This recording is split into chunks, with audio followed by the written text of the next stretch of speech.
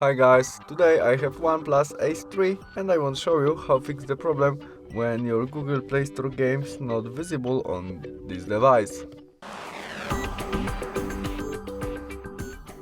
It's the same story with games or apps, but to fix it we must go back to the main menu, tap on our photo on the right corner and their settings.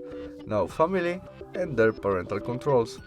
Now we have PG3, two visible game as Mobile Legends games or something like this, we need more than PG3. To change it, we press there. Now we must enter connect pin to our parental control, and after that, tap on PG16, confirm I got it, and save.